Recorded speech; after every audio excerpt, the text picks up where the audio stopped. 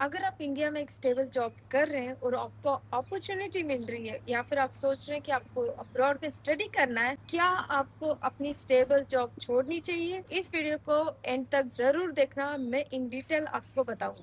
Hello friends, welcome back to my channel. जैसे कि हमने लास्ट वीडियो Q&A वीडियो में हमने बात की थी और बहुत सारे क्वेश्चंस का मैंने जवाब दिया था। तो अब बारी आ चुकी है कि क्या आपको जॉब छोड़नी चाहिए, वो भी आपकी अच्छी खासी स्टेबल जॉब, बस एक स्टडी वीजा के लिए, जो कि अपना सपना होता है अब्रॉड स्टडी करने का। तो चलिए शुरू करते हैं।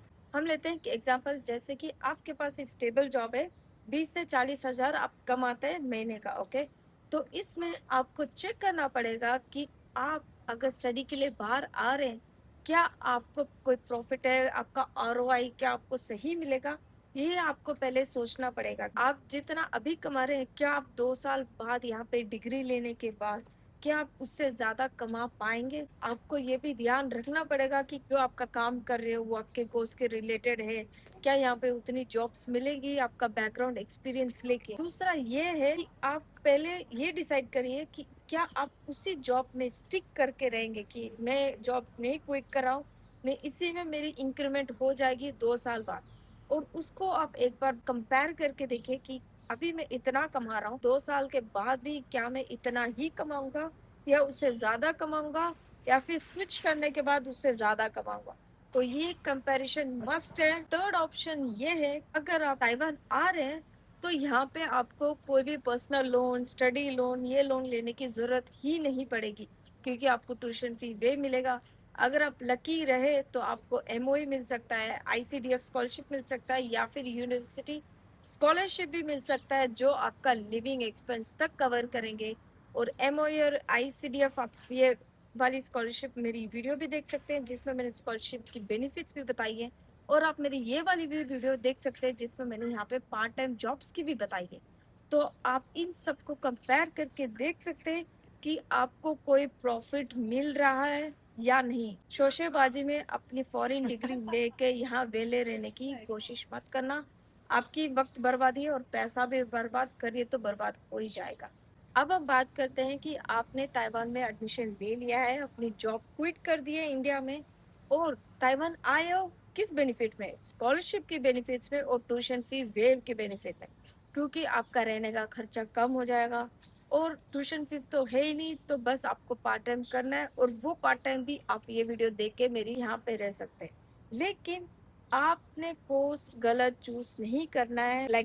अगर आपने कोई भी डिमांडिंग चूज कर लिया है लेकिन आपको कोर्स समझ में नहीं आता है, तो आपको यहाँ पे जॉब मिलना बहुत मुश्किल हो जाएगा। क्योंकि आप स्कॉलरशिप के भरोसे में डिग्री तो कंप्लीट कर लेते हो, लेकिन जॉब लैंड नहीं करते हो। फिर आप सोचते हो कि यार काश मैं इंडिया में ही रहता और अपनी जॉब कंटिन्यू करता, काश मैं इतना स्ट्रगल ही नहीं करता। एक बात आप अपने दिमाग में डाल लेना कि स्ट्रगल हर जगह है, लेकिन फॉरेन में उससे ज्यादा स्ट्रगल है। तो अब हम इन दोनों को कंपेयर करते हैं। जैसे कि आपने डिग्री ले लिए, कंप्लीट कर लिए, तो अब क्या इस डिग्री से आप कितना अर्न कर पा रहे हैं, तो आपका रिटर्न कितना आ रहा है? उस डिग्री के रिटर्न केस में आप इंडिया वाली जॉब से कंपेयर करिए कि क्या आप उन 2 सालों में भी उतना ही कमा पाते हैं जितना कि बाहर आके कमा रहे हैं। आप इन दोनों चीजों को कंपेयर करके देखो कि आपने डिग्री ले ली है, अब उस डिग्री से कितना कमा रहे हैं, और अगर आप इंडिया में होते तो आप कितना कमा पाते 2 सालों में। तो ये दो मेन कंपैरिजन है जो आपकी लाइफ का मेन डिसीजन तय करता है। एक बार आप दिमाग में रखिए कि हर किसी का क्राइटेरिया अलग होता है। जैसे कि मेरी कंपनी में इंक्रीमेंट 2 से 3% था, तो किसी और कंपनी में शायद 5% या 10% इंक्रीमेंट हो।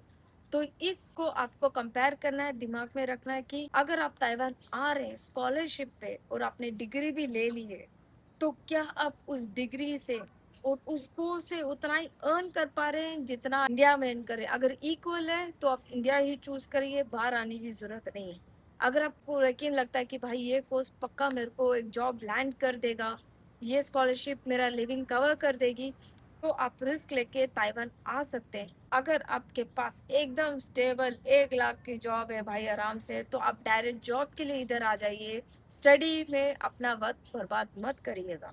तो ये मेरा ओपिनियन है। तो बेसिकली सबका अलग अलग ओपिनियन होता है। मैंने यहाँ एक्सपीरियंस किया है, मैंने बहुत कुछ सोचा है। तो फिर उसके बाद में आपसे एक्सपीरियंस शेयर कर रही हूँ थ्रू अ वीडियो। तो इस वीडियो को आप देखिए, समझिए और कंपेयर करिए, क्योंकि comparison is must in your life.